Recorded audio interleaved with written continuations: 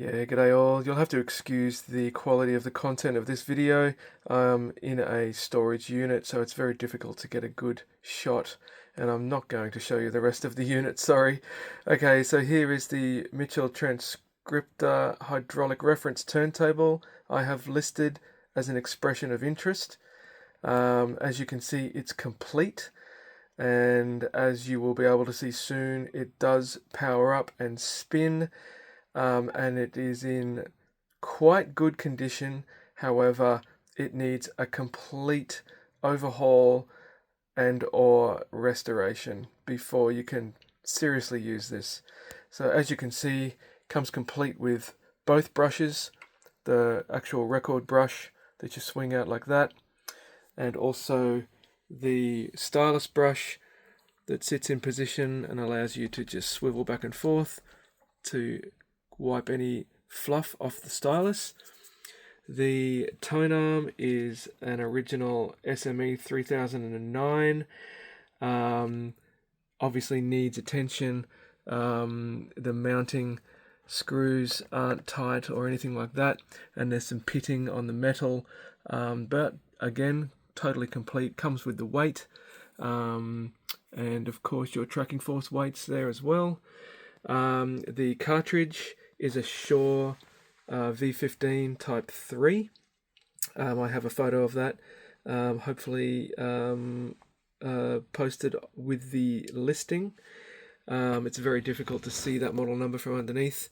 But the stylus on there that says stereo, I think is just a cheap replacement.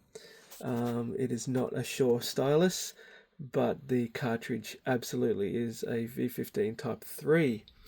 Okay, so I slowly powered this up because this has been in storage for at least a couple of decades, possibly even 3 or even 4 decades.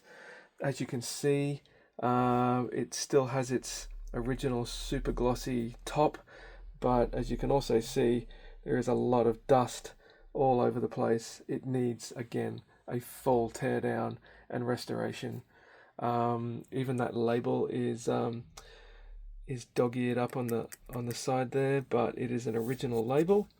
The rest of it is solid. It has the 3 original feet. It has the original bearing underneath, but that's about it. There really isn't much else to these decks.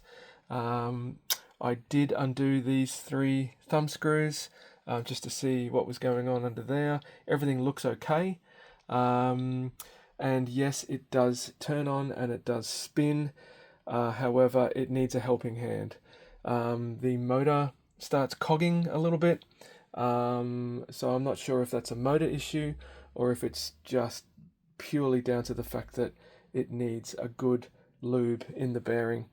So yeah, again, this is just an expression of interest. I'm really torn about selling this thing.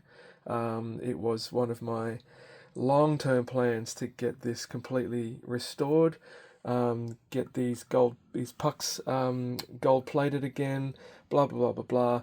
It actually wouldn't take too much because again, it is a complete unit. So here we go. This is the power switch over here, and as soon as I turn it on, you'll see the motor starting to cog. Well, in fact, the motor's over here. This is just a speed indicator. Okay. Oh, wow. Okay. That is a first, and I'm not kidding. Now, that could indicate the motor is perfectly fine, and it is purely down to needing a strip back lube and a re-lube on that main bearing. Because I have had this on for about 30 seconds. You can see, I just saw it before, it's just wobbling. This whole assembly is sprung.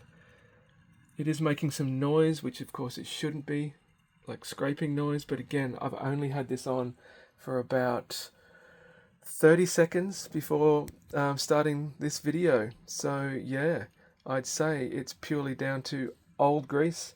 So a quick disassembly of everything, strip back the old lube and reassemble with all new modern lubes, and this thing should be absolutely schmick. now I'm thinking about changing my mind already, because I think this might turn out to be quite an easy restoration. I do have the original SME 3009 connection cable from underneath, but you'd probably want to look at getting a new one of those. And of course, the original Perspex lid, which is in really, really, really good condition all over. Just a bit of sort of mold and mildew on there. And as you can see, the lids were just glued together, so that's what the big white borders are, where the pieces are glued. And it's even got the little stand that automatically swings down and helps hold that lid open by using the tabletop that it's on. So yeah, the lid, I would say, I think we've even got a cutout on the side. Yep, cutout on the side. As you can see, that lid is in really good nick. I would say a nice polish, and that will come up basically as new. In fact, I think this entire deck will come up basically as new. Fair bit of attention is required on the mounting of that 3009,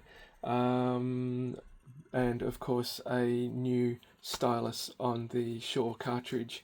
But after that, this is good to go for another, God, 50, 100 years, I suppose, with limited effort. Okay, guys, again, this is an expression of interest only. I am not going to be giving this away at a ridiculously low price, but yeah, let's just see what happens. Okay, see ya.